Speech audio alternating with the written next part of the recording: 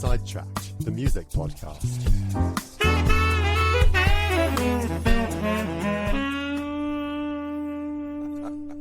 Hello and welcome to episode 12 of the Sidetracked Music Podcast, second episode of season 2.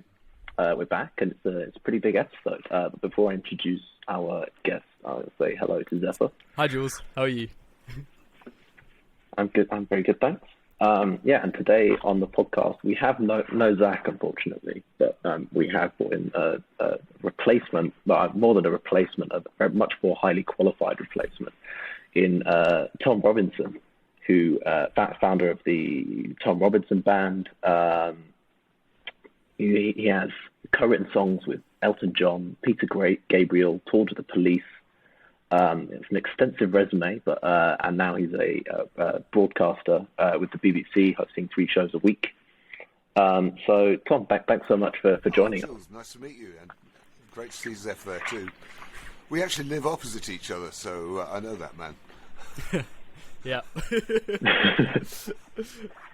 Yeah, Zeph has been using his connections. Yes, works for me. I'm going to apologise in advance. I'm not where I usually am, so I don't have my mic with me, so I'm recording on my AirPods. So if the audio quality isn't what it usually is for me, I apologise. And yeah, it's also 6 a.m.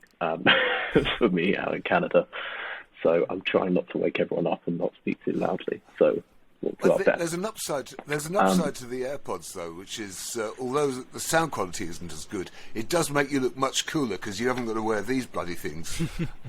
That is true. I've already messed up my entire hairline through this. Oh man, Puts a dent in my hair. It's a nightmare. It's awful. Nightmare. Yeah, I'm gonna have to have another shower after this. So yeah, I mean, and now, so wherever you're listening from, please do check out our socials. I will say actually at the beginning of the podcast one, we go at S Music Podcast. We're now putting out video clips and all that, on a regular basis because we are recording videos. So we're now on YouTube as well. So we'll get straight into it. And as the guest, Tom has set the brief. So Tom, what did you set for us? Well, I'm interested in how little you need, like the less is more approach, in making records. We hear so much production and stuff and the current hits. Even Ed Sheeran, who started out with an acoustic guitar and a voice, has all kinds of auto-tune and backing guests and all the rest of it. So I thought, let's find great songs that just work with one guitar and one voice. Back to basics, basically. So, does that work for you? Yeah, that was a really good brief. So we'll go to Zephyr, what you brought for us first. Yeah, so I brought Fast Car by Tracy Chapman, and the studio version has actually got lots of kind of production on it, but the live version that she does is just her playing her guitar and singing, and it's a really amazing thing to listen to. So I think we'll just have a listen to it first, and then we can have a little chat about it afterwards. So here's Fast Car. Sure, here it is. Tracy Chapman, the 1988 at the Oakland Coliseum Arena.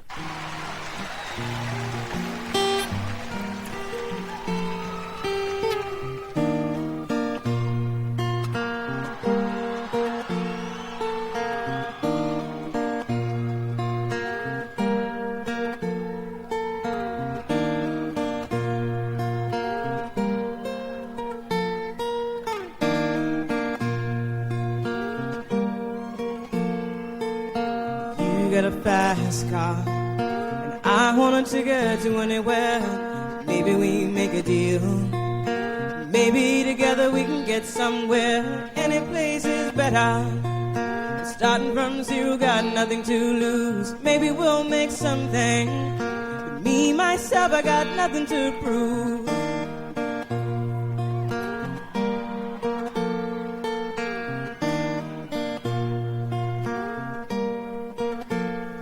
Wow. Yeah, it's such a great track. What a voice. What a voice. Yeah, I wish I could play longer into the chorus, but we have limited... well, the structure actually is very... there's like 4 verses before you actually get to the chorus. It's actually it's a lot of... She makes you work for it. She does, but go on. Sorry, go ahead. Oh, I was just going to say, it's the quality of the voice, isn't it? I mean, if a new talent came along today, you know, in 2022, with a voice of that quality and lyrics of that quality and that total presence, she just, as soon as she lays into the vocal, you go, oh my God, that's the real deal. Right there. She's not shitting about. That is absolutely the real deal. It's amazing. And even though it had to be produced and prettified to get on the radio, it's still the voice that sold it. Still that simple guitar part. It's wonderful. Yeah, and it's only 4 chords throughout the whole thing. I mean, the chorus does, I think it uses a simplified version of the chords, because I think there's a major 7 in the verse and somewhere to make it sound a bit more, you know, it gives it that spice, I guess. But it's pretty much the same chords over and over and over. Yeah. And it just, you really get... But it's an iconic pattern, right? What she plays on. It really grounds you, though. Like, you don't need more, because the lyrics are so emotive, and, like, it's such a... The lyrics are very sad as well. I can't really remember exactly what it's about, but it's something about trying to run away from a life that's really sucks, and she just wants to get away with someone, and then I think by the end of it, she realizes she can't get away from her situation. It's actually really sad. Oh, yeah. I think about that repeating chord pattern too. You know, that's such a classic thing to do on a great classic song. Is if you make the chord pattern repetitive and simple, it means people can cover it. It really invites school bands to have a go at it. And if you're doing a jam session on it, you don't have to call out this chorus coming up or any of that stuff. Everyone can just dig in. So it's great for bands as well when you have a song that's just the same chords. I've always tried to do that myself, you know, as a songwriter, to try and make it as simple as possible. Basically because I hate rehearsing, so the band can learn the stuff really easy. Yeah. Yeah, it's fair enough. Yeah, I mean, you're talking about the structure earlier, and it's the same chords, but it managed to build this kind of tension just as it goes on, and then when it breaks into the chorus, even though it's the same chords, I mean, obviously in the acoustic version it's slightly different, but in the studio recording, you know, it brings in the drums, and I think it's a really, really powerful moment when they finally get into the chorus, and especially, I don't know, even when you know it's coming, because I guess that's probably my favorite part of the song. But really, it's actually, I almost chose a Tracy Chapman song actually for the brief, which I would have changed, finding out that Zephyr you'd chosen Fast Car. But yeah, I almost did Give Me One Reason, which is another great song of hers, which showcases her really good voice.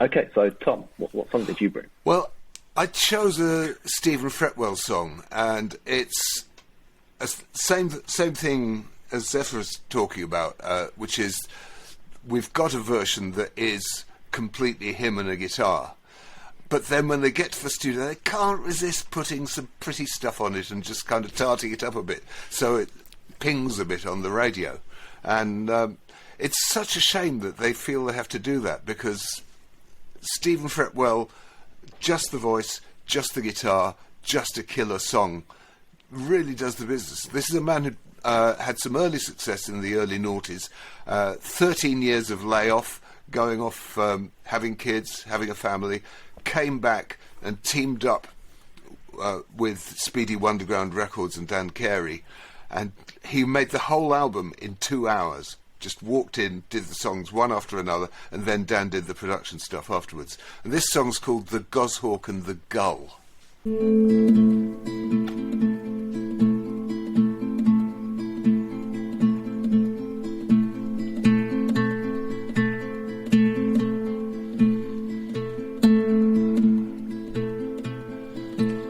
Playing song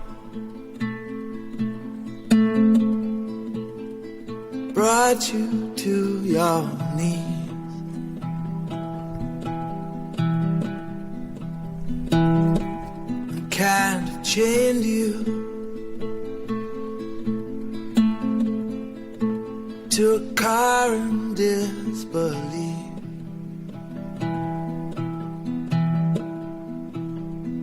And you are an angel.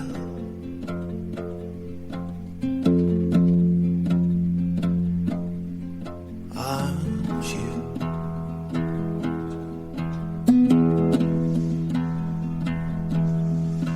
Can't confusion.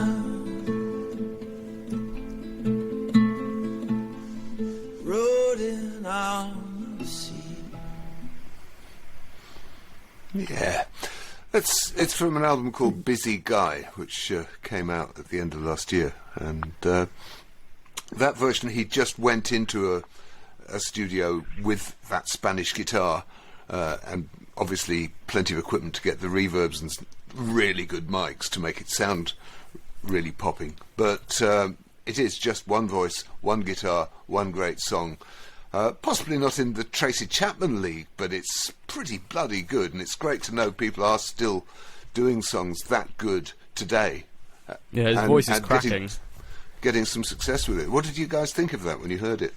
I really like the repeating, the kind of pattern on the guitar, which doesn't change really at all. And then when he kind of brings in the extra, I guess you'd call it a kind of, not really bass line, but the kind of counter melody maybe that he kind of brings in on the guitar. Because I always find it really impressive when guitarists do that, because I have no idea how they could ever do that. 'Cause they're playing some pattern and they do something else with that.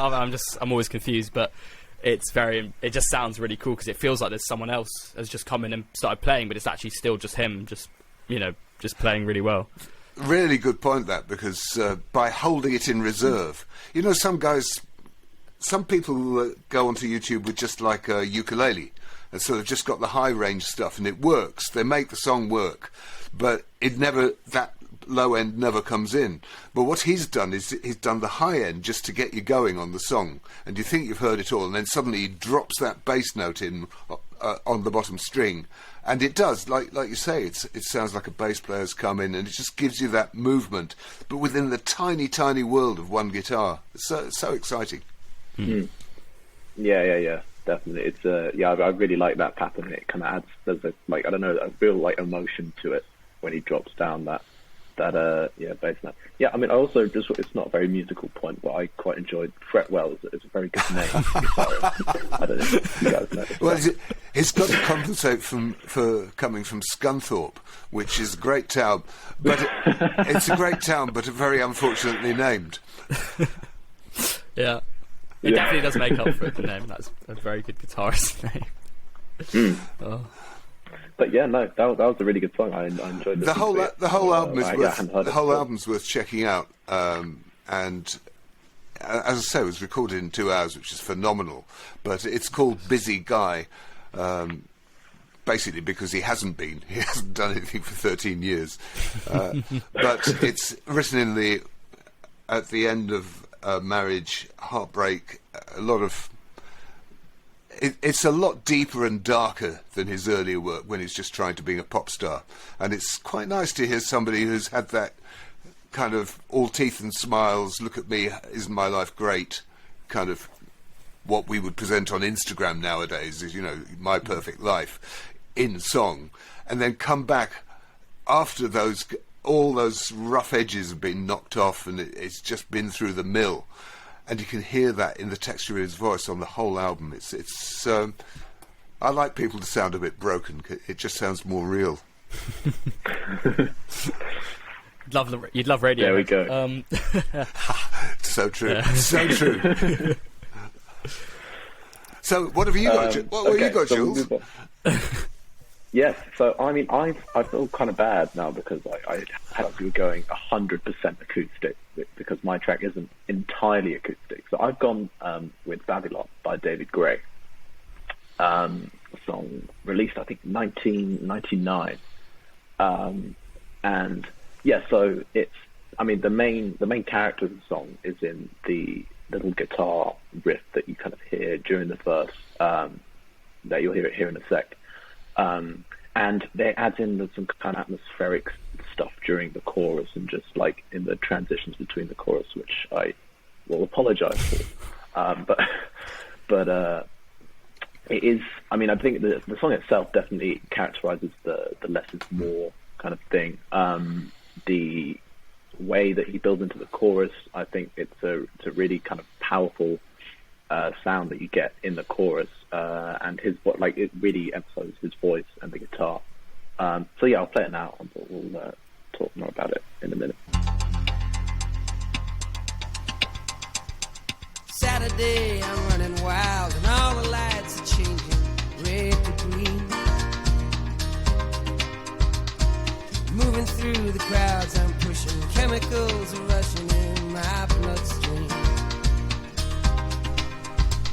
only wish that you were here. You know I'm seeing it so clear. I've been afraid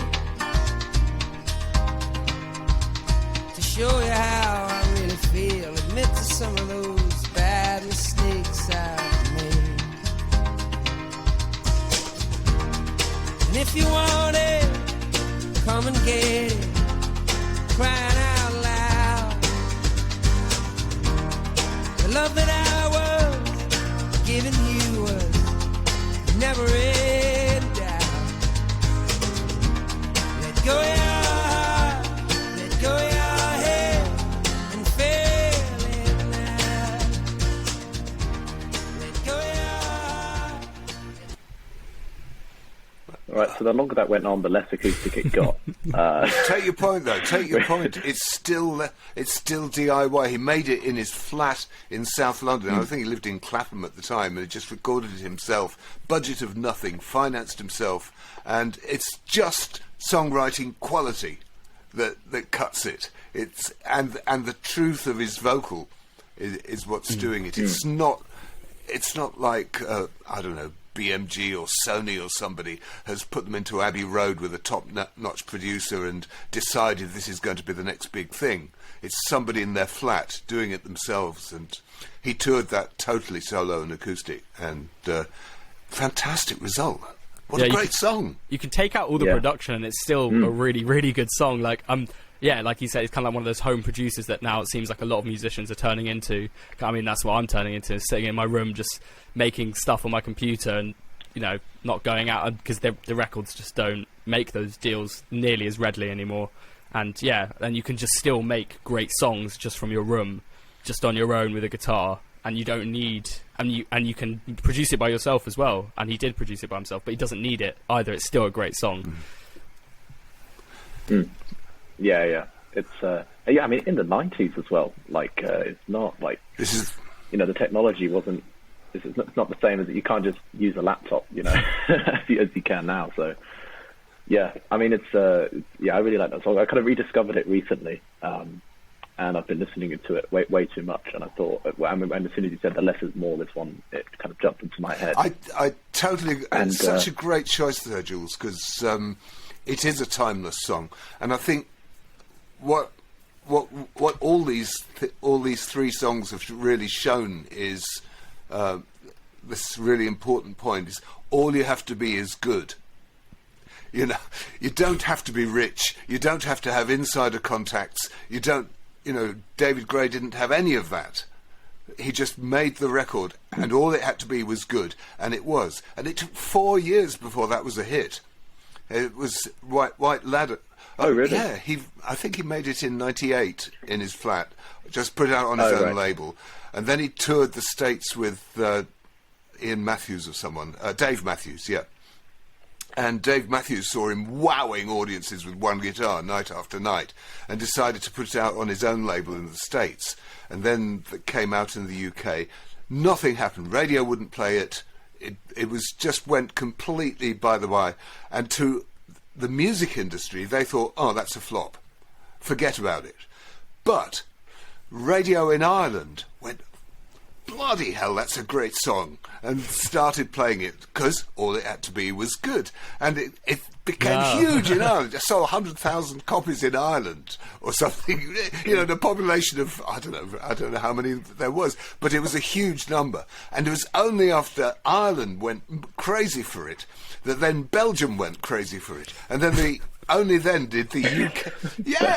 and only then did the UK record company go, oh, well, maybe we should try putting it out again. Yeah. That's shameful for a nation which prides itself on musical talent. But to let the Irish and the Belgians get there first. But Jules, those are two nations with great musical talent. But what they don't have is our obsession with being fashionable.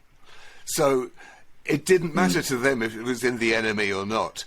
It didn't matter to them what Zane Lowe was doing, or you know, it wasn't Zane Lowe, it was Steve Lamacq at the time. But none of that mattered. They just went, is it any good? Yes. And the proof of the pudding is that in 2022, you picked that song out of whole of music history, you chose that song because it endures, because it's great. Good songs stand the test of All time. they had It to doesn't be really was matter how great. old they are. Totally. Yep. Totally with you on that. All right. And well, that's I think a perfect place to end part one. So we're gonna take a short break, and we'll be back in part two with an interview with Tom, as well as talking about the new music that he presents on his radio shows. All right, welcome back to part two. And yeah, so part two, as usual. As usually we do an artist spotlight, but obviously with a guest, we will put this artist spotlight on Tom. But before we do, I'll do a bit more of a slightly more detailed history than I said at the beginning. So Tom Robinson is a songwriter and broadcaster. You didn't know. Leader of the Tom Robinson Band, enjoying hits in the 70s with 2468 Motorway, Don't Take No for an Answer, and Up Against the Wall, amongst others. Debut album Going Gold in the UK. In the 80s, formed Sector 27, which was very successful in the US, and resulted playing Madison Square Garden with the Police, which must have been quite something. You've co-written songs with Elton John and Peter Gabriel, which I'm definitely going to be asking about in a bit. In the 90s, while continuing with a successful solo career, he became a successful BBC, currently hosting regular shows on Radio 6 Music, and he supports up-and-coming artists through the BBC Introducing programme. So he's still releasing music. Only the Now came out in 2015, and he's also been a prominent LGBTQ rights activist throughout his career. So there's the brief synopsis. So yeah, I'll start off with you said earlier you don't like rehearsing. So is playing live what really kind of gets you going as a musician, as opposed to the studio process? Studio process is kind of like it's more akin to painting, insofar as you've got a canvas, which is your blank tape or whatever digital virtual tape, and you're kind of putting colours on it and putting it together. The song is the thing that you're painting, is the subject of the painting. But when you're in the studio, you're trying to portray it in the best way possible. Whereas when you play live, I don't know, you put the thing itself on the stage rather than the painting of it. It doesn't matter whether you have this reverb or that reverb or which drummer is playing on it necessarily. It's what we've been seeing there with David Gray. When he went out live with just the guitar, that was just presenting the thing itself, whereas what he did in the studio was the portrayal of it. But the rehearsing thing came very early on, because I'd been in a band before the modestly named Tom Robinson Band called Cafe Society, and we'd signed to Ray Davies of the Kinks, who'd given us a record deal. And we thought, well, he's such an expert, he's such a genius, we could trust him to look after our careers. So we turned it all over to him, as inexperienced 20-somethings.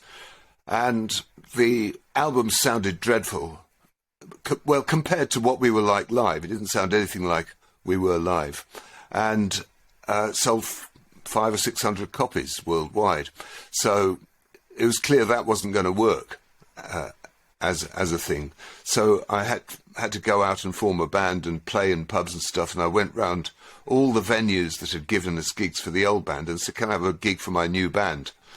And the landlords of these pubs went, "Yeah, all right. What's the band called?" And oops.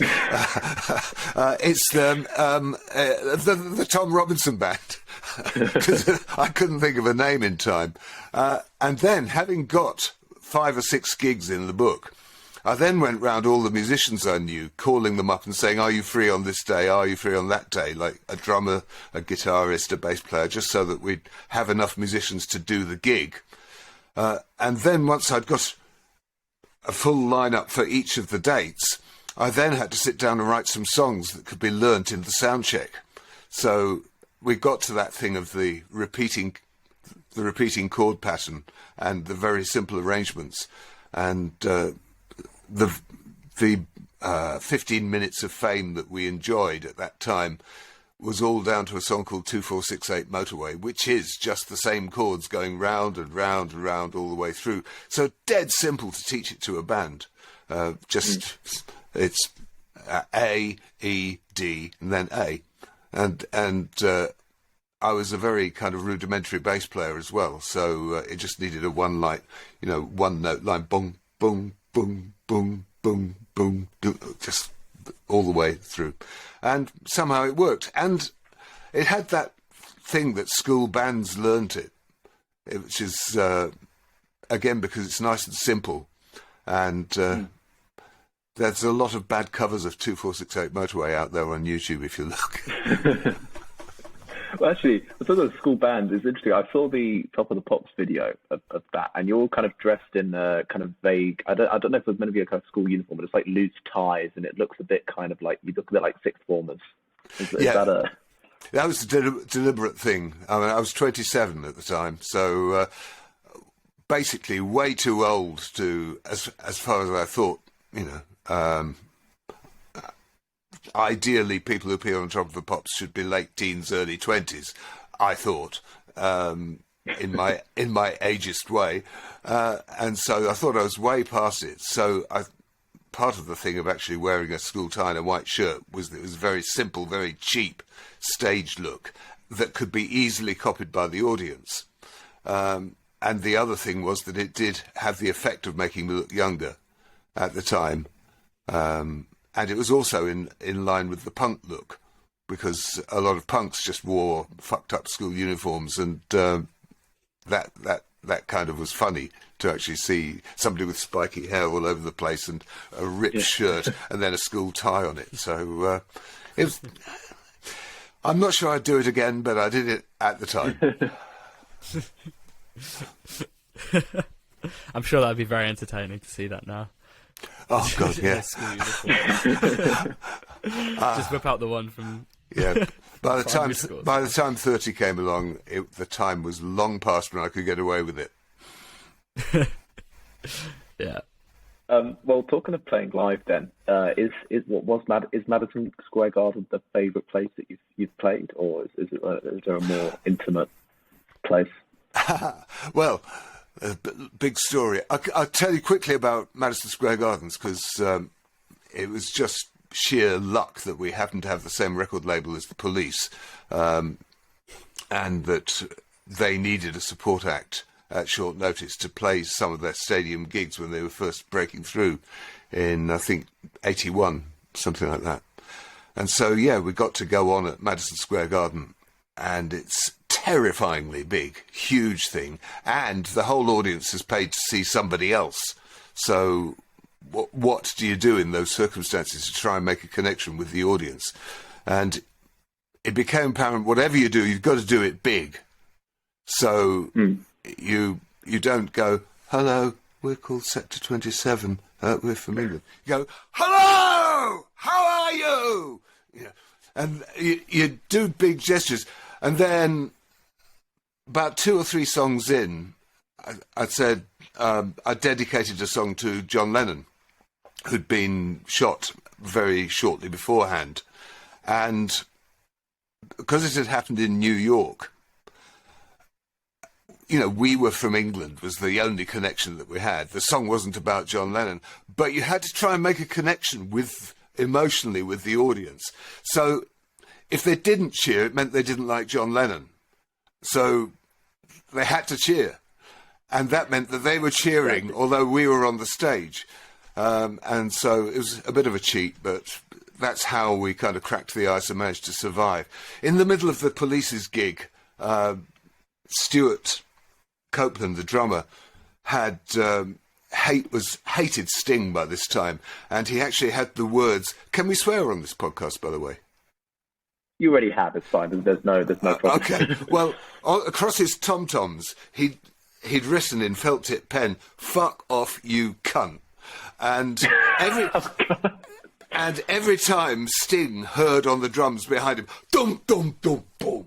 Dum, boom, boom, boom. He knew exactly what Stuart was saying to him. Oh, that's anyway, hilarious. Stuart was hitting the drums so hard at that point that he went through the bass drum skin. and the gig had to stop, so there's no kick drum and no spare kick drum. And they had to suspend the gig while the roadies dived on and put a new skin on it. And Sting had to stand down at the front and sing the Yellow Rose of Texas to a bass guitar, just to keep the audience happy and singing. So those are my memories of that gig. But a much nicer gig is Hammersmith Odeon, the Apollo as now is, which at the height of the Tom Robinson Band's early fame, we managed to play two nights, and it's 4,000 people. So that was a wonderful memory, a great high point playing that. And it's nice because the reason it's such a good venue at the Apollo is that it's wide rather than deep, which means nobody in the room is that far away from the stage. So despite it being huge capacity, you actually get a really intimate rapport. It's a great place to go and see a band. And of all the gigs, I think, that were memorable from that time, I think the Rock Against Racism Carnival Against the Nazis in spring of 1978 was by far the most memorable, because the National Front, very much like the kind of whole Brexit campaign now, was kind of sowing dissent and spurring racist attacks on people of colour in the UK. And Rock Against Racism rose up as a way of kind of countering that from people who went, no, hold on, we like these people, we like this music. Rock music is black people's music. And we put on this carnival in Victoria Park, which is a kind of National Front heartland. I say we grandly, it wasn't me, it was Rock Against Racism. They invited me to perform, so that's all. But we had no idea how many people were going to come. The Clash were playing, X-Ray Specs were playing, Steel Pulse were headlining. It was a really important day, but we didn't know who would turn up for a political carnival in the middle of National Front territory. And we got a PA big enough for about 20,000 people and put up a scaffolding stage. And 80,000 turned up. The PA was like hopelessly inadequate for it. But it was astonishing to see that many people turn up to say, no, we're against racism. We are for people being part of a community, one race, the human race. And it was a turning point. After that, the National Front did decline, not because of what we did on a stage in Victoria Park, but because the public went, no, we've had enough of this. So I think that's my proudest moment, to have been part of that and to have shared a stage with Steel Pulse and The Clash. So, yeah, memorable gigs. That's the one. Wow. Yeah. I should point out that Zephyr's having some technical issues, which is why he's kind of popping in and out. Popping in and out. But it's okay. We'll plough on. Hopefully he can make it back. He's probably restarting his computer. Oh, man. I mean, anyone watching this will know the joys of broadband dropout. You know, it must be... It's first world problems, isn't it? Yes. Podcast problems. Okay. So, I mean, I guess... How did you actually get into music in the first place? Like, what was the first instrument? Well, my dad hated pop music. The thing is, being as old as I am, you know, I was born in 1950, so I actually remember my brother coming home with the first Bill Haley and Elvis Presley records that came out. They were on 78-inch shellac discs. So 70.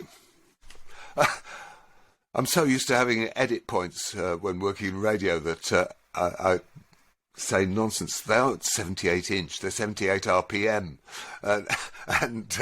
Yeah, I was 5. Okay, we can cut it. We can cut it out for the actual podcast, which is the YouTube version, a bit rawer. Yeah, it'll have to be in there. Yeah, my brother came home with a 78 RPM disc of Rock Around the Clock and then Heartbreak Hotel, and I was 4 or 5 years old at the time, and my dad hated it, and my school teachers hated it. The headmaster at the school actually gave a talk about how terrible this rock and roll was, and stuff. So I knew there had to be something good in it, really. And then along came the Beatles in '63, and that was my generation. That was talking to us, and that was the other stuff was my brother's music, but this was my music. And so became a huge Beatles fan. And then, because my dad had forced me to learn classical piano from the age of 4 and only allowed me to give it up at the age of 12, and I couldn't play it any better at the age of 12 than I could at the age of 4, that I thought, I'm going to take up something else. And I tried the guitar and formed a school band, which is why I'm so keen on school bands, and learned all the 3-chord songs I could, and that's how I basically got into it. Zephyr, you're back. Is there anything you want to ask? Yes, I'm back. I've been having some internet issues, so my video probably dropped out, and I probably dropped out, and I haven't been saying anything for a while. Have you been hearing us though? That's the thing. So I have, but I missed your amazing story about Madison Square Gardens. I heard you about to talk about something to do with the Toms, and then I cut out. I didn't hear what you said, but it's fine. I'll go have a listen back when the podcast releases. I was very sad not to hear that story. It sounded great. I heard the ending of it. I heard you shout something, and then I was gone. But should I ask a question? Because I have. Yeah. How many questions are you done of yet? So it's definitely your turn. Yeah, it's definitely your turn. Yes. We've done how we got into music and favourite. Yeah. Okay. So phase, yeah. So I have got a question then. So what's your role been in kind of promoting young artists? Because I know you've always been involved in projects, and you're obviously here with us, and we're young, aspiring musicians, not inspiring, aspiring musicians. Inspiring as well. Oh, okay, inspiring. Thank you. And we also formed like school bands. Like you put a big emphasis on that. That's how me and Jules became mates. Really, is from school bands, and it's been very important to us. So, like, what's your role been with promoting young artists? Well, the thing was, it was always difficult to get on the radio. Traditionally, I started making strides as a professional musician in the 70s, trying to become one, and it was really, really hard because you could only get on the radio if you had a plugger. There were all these gatekeepers. You had to get. People forget that in the 70s, recording was so expensive and so much controlled by people who were experts that you couldn't even make a demo at home. A home tape recorder of the quality to make a demo cost the equivalent of about £2,000 back then. There was none of this get your phone out and sing into it, which is what you can do today, and it'll sound okay. So you had to get past the gatekeepers to make a demo, you had to get past the gatekeepers to make a record, you had to get past the gatekeepers to get the record released, and then you had to get the record onto the radio. And if any of those failed, nobody would ever hear your song. So if Radio 1 didn't play your record, nobody would ever hear it. And the only person who was there breaking that was John Peel. In the middle of the night, he had his show and he had peculiar tastes, but if John Peel played your record, you could bypass the whole bullshit of pluggers, the whole bullshit of the playlist, and get yourself heard by a national audience. And whole careers were built for decades, through the 70s, the 80s, the 90s, through John Peel giving one play or two plays or getting a session for a particular artist. And when John Peel died in 2004, that ladder was pulled up. Suddenly you were back to the old world of you've got to have a plugger, and the plugger will charge you £1,000 to plug your single to try and get it onto Radio 1 with no guarantee that they'll succeed, and you have to pay the £1,000 anyway. And I think that's outrageous. I think it's just fucking horrible that you can't get heard. And of course the internet rode to the rescue, because along came streaming, along came SoundCloud, well, first MySpace, but then SoundCloud, YouTube. And YouTube is kind of anti the music industry in some ways, although the music industry uses it. It's the very opposite of the music industry, because the people consuming are also the people creating consumers and creators, that whole gap is broken down. And if you have a brilliant idea, one of these songs that we were talking about in part one, if you come up with a song that is that good, a song as good as Fast Car, and you sit down on YouTube and you sing it into your phone, you could have a worldwide audience in 6 months flat, just on word of mouth spreading on that. You don't have to have any gatekeeper, you don't have to pay any money to anybody. So my job, I've seen, since I've had a job in radio and had an audience and had the opportunity to play whatever I liked, has been to connect consumers with creators. So our audience at Six Music love music. That's why they listen to that station. It's a music lover station. And so there are all these people out there creating music. And if you can put them in touch directly with each other and give out their URL of their SoundCloud or their Linktree or whatever on air, then the listeners can get in touch with the creators direct and start following them and start supporting their crowdfunding campaigns. And we get out the way. Our job is to put them in touch and then not interfere, whereas the music industry's job is to insert themselves between those two and milk off as much of the money that's created as they possibly can. So make no mistake about it, the music industry is a pernicious force. It's actually basically evil, although there's some great people working for it who believe in it. And it has achieved some amazing things, and people like Radiohead have come through the music industry. But as soon as they could, they ditched it and got themselves clear of it and established a direct connection with their audience. And I think, for me, my biggest message that I try to get over through the radio shows and through talking to musicians and artists and creators is connect direct with your audience as much as you possibly can. Your goal isn't to get on Radio 1. Your goal isn't to play Glastonbury. Those are part of the process. Those are the things to try and help you get an audience. But they aren't the goal itself, because they go. You played on Radio 1 today, but next week you were played on Radio 1 last week. Next year you were played last year.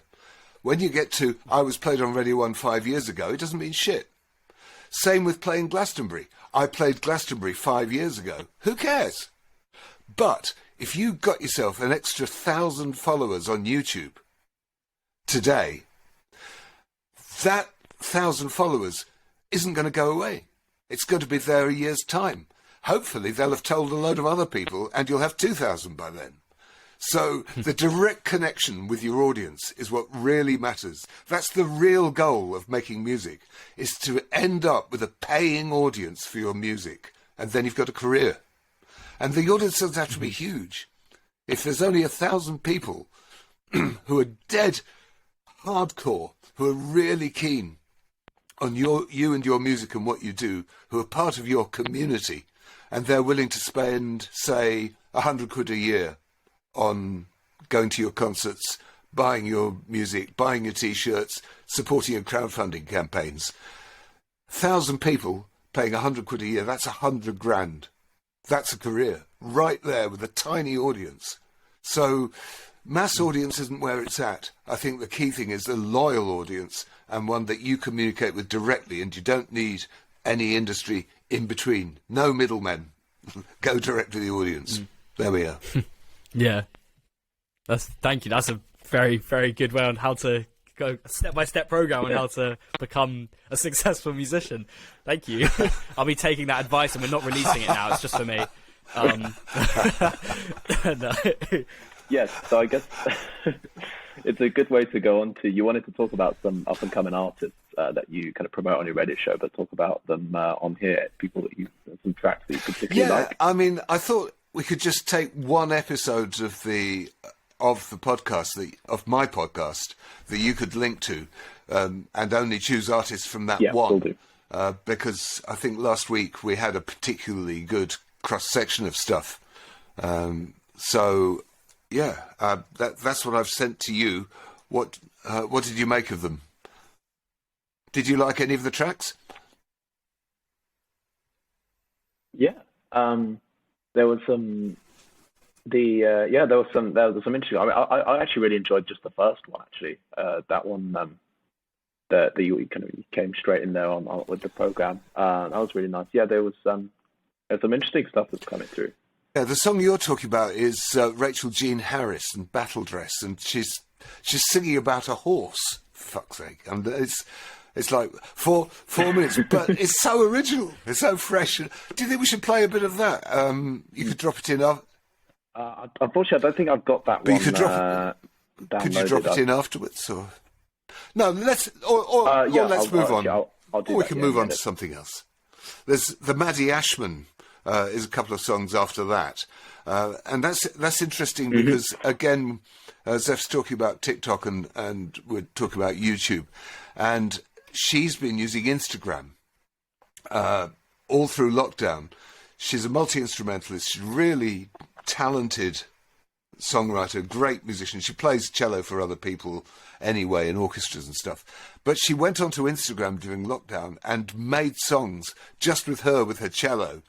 Strumming it like a guitar, or plucking it like a bass, and looping it and hitting it for percussion, looping it all up, and then doing these great Instagram videos where she's 3 times in it doing the different things. And this is a song that started out like that, and she's now produced it properly. It's called 6 a.m. Are we able to play that one? Yep.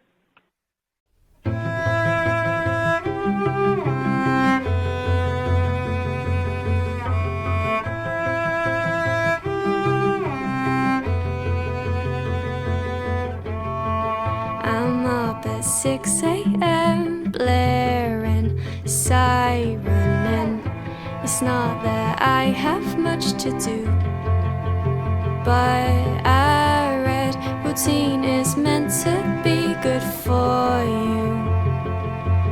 Who knows if I'm doing it right? Even if I lie here staring at the wall, I feel proud of something small. Scared of too much sleeping, probably I'm the one missing out. I'm terribly aware.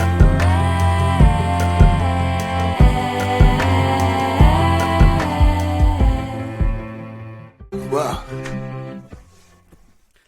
I've actually heard this. I think I've heard this on TikTok. I think this is actually blown up on TikTok. Oh, yeah, it's so great. It gives me goosebumps. That's amazing. Yeah. It's really nice.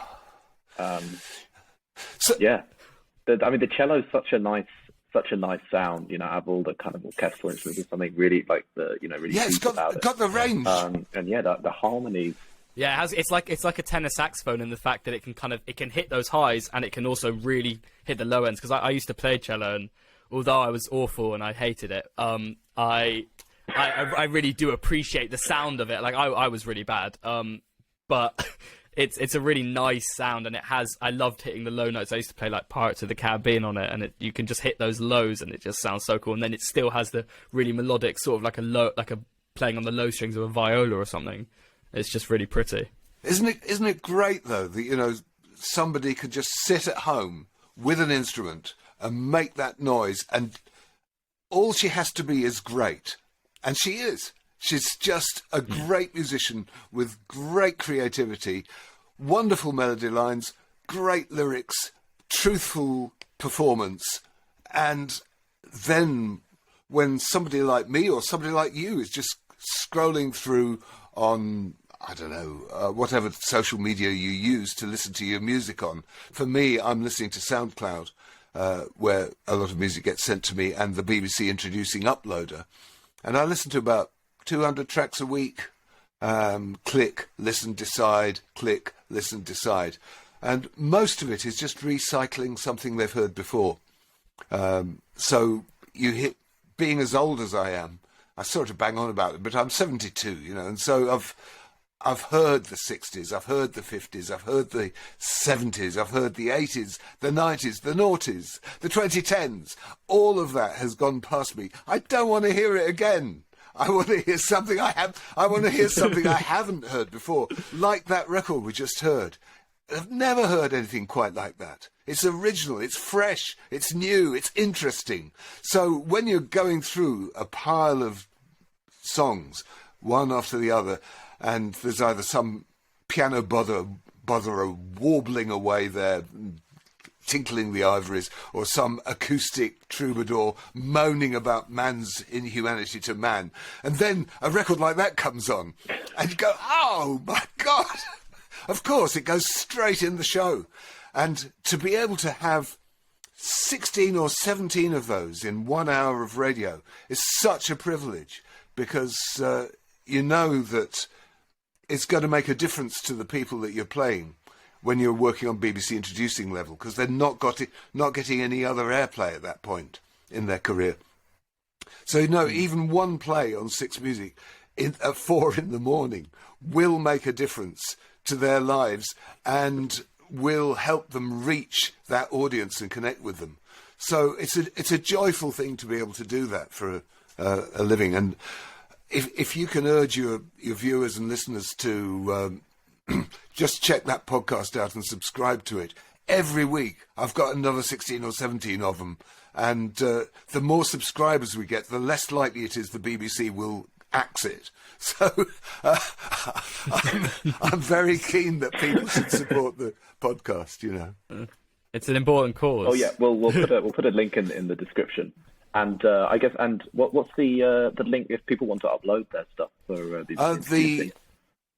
The important thing for getting it to me is to go to the BBC Introducing website and upload there. You can put 2 songs a month up, and the local show, wherever you happen to live inside the UK, will listen to it. And if they really like it, they'll forward it on to the central shows like myself and the Radio 1 Introducing show.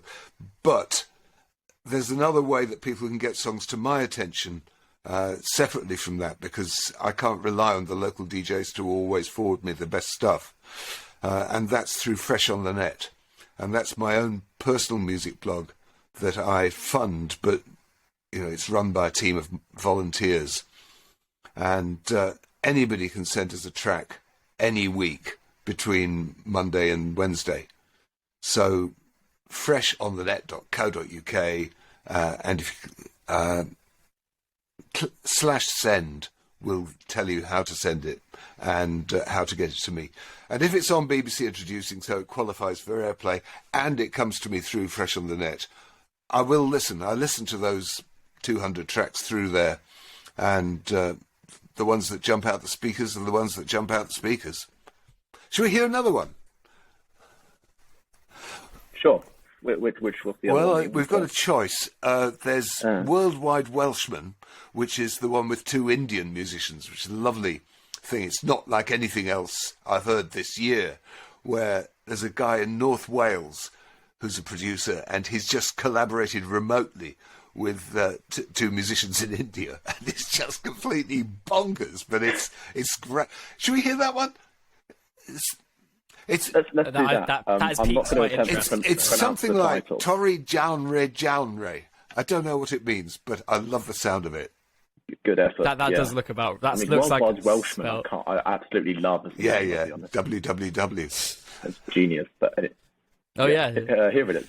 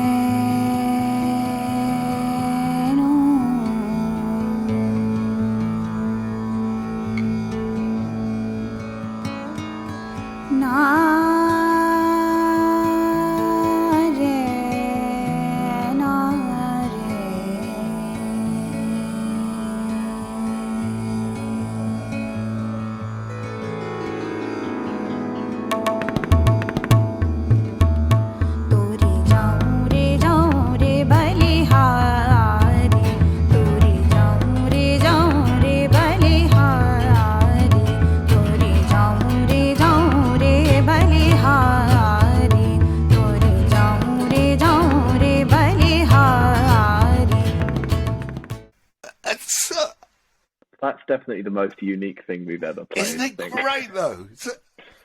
That's crazy. well, I Yeah. love Indian percussion. I really need to learn because I think I'm hoping to travel to India in a year or so, and I'm hoping to go and learn how to do that properly because it's just incredible how, because it's all vocal as well. That when they learn how to play it, they sing the rhythms, and it's like a language in of Yes. itself. Indian music theory is very interesting. It's very different, but it's very interesting. Jules, I yeah. liked the singing on that because she comes in with that first note and you think, oh, that's beautiful.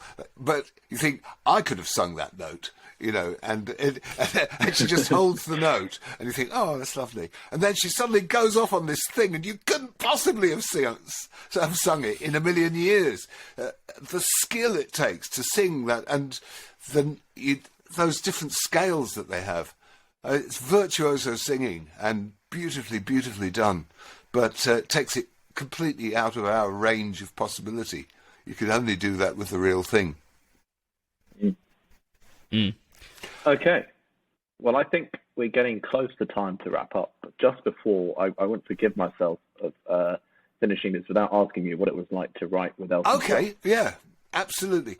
What happened was what I laughingly refer to as my 15 minutes of fame, which lasted between 1977 and 79, before it all came crashing down when the hits stopped happening. During that period, I got invited to the Guinness Book of Pop Records, had a photo shoot with lots of people that had hits over the previous 30 years. And because I was in the charts at the time, I somehow got invited. So I was on my Honda XL125 with the head pootling about in the rain for this place where the photo shoot was, and this vintage Bugatti pulls up beside me and a tinted window slides down and a voice inside says, "Excuse me, can you tell me where the photo shoot is?" And I said, "Well, I'm going..." And I said, "Well, I'm going to it myself, actually, so will just follow me." And so when we arrived, and I took my headphone, I took my helmet off. If you could do a little edit there, please. I took my helmet off, and the guy got out of the car. He saw it was that mouthy git Tom Robinson who'd been shooting off all this kind of radical politics, anti-racist stuff all over the place, and I saw it was this sort of massively overprivileged glam rock star, Elton John, and we got on like a house on fire. It was we were there for the photo, and I can probably send you a copy of the photo that we were both in, and then he said, "Do you and your boyfriend want to come over for dinner tomorrow night?" So we got invited over to his mansion in Windsor, and we had Chinese takeaway, fetched by his manservant, and then next morning he was rushed to hospital with food poisoning. It was all over the Evening Standard. Elton John rushed to hospital. We thought, oh my God, we've helped kill him. But anyway, when two songwriters end up together, the thing they tend to do is write songs, you know. And at that time, he was estranged from Bernie Taupin. They'd had a bust-up, and he was writing songs with Gary Osborne instead. So there was an opportunity for me to write some lyrics, and I sent him a couple of lyrics I had spare. And he has this party trick. I'm going to cough. Hold on. Good. Elton has this party trick that he does literally at parties, where he puts the phone book down on the piano stand and then sits and makes up a song singing any page you like from the phone book. And he can write that fast, just melodies seem to come to him. So he sat down and he wrote two songs in fairly short order to the two lyrics I'd given him. And one of them was a single for him, that was called Sartorial Eloquence, and one of them was a single for me called Never Gonna Fall in Love Again. And neither of them bothered the charts in the least, but at least I got to write them. But then he sent me a piece of music in fact, invited me over and played me this piece of music, and I recorded it on my recording Walkman, which just had music and no words. And I went away and wrote a lyric about the time I fell in love with another boy at school at age 16 and kind of had a nervous breakdown and tried to kill myself. It was this kind of heartbroken schoolboy longing from afar type song. And that kind of chimed with him. And I think he felt it strongly, and he sang it and put it on his album The Fox. And it was just called Elton's Song. And they made a video for it, shot at an English public school with a younger boy hopelessly in love with this older boy. And it got banned on American television, all kinds of stuff. It was brilliant. It's on YouTube. If you search out Elton John, Elton's Song, that's my song right there. And that's the one I'm proudest of. And he occasionally still plays it live. Wow. Well, it's a terrible pun incoming, but it's your song, isn't it, then? It sort of is, isn't it? Jules, thank you so much for having me. Thank you, Zeph. Oh, thank you so much for coming on. Yeah. I really appreciate it. Total It's been really pleasure fun. chatting with you guys. You know so much about your music. It's really a joy to listen to this podcast, so thank you. Thanks. Oh, right. Well, yeah. So, yeah, thanks so much for coming on. I hope, as a listener, you enjoyed this podcast. If you did, please do subscribe to the podcast on whatever you're listening to. If you're on YouTube, give us a like. You can get in touch on the socials at S Music Podcast, and we'll be linking all the stuff that Tom talks about during the episode in the description if you're interested in any of that. So we will see you next time, and thanks so much for tuning in. Sidetracked, the music podcast.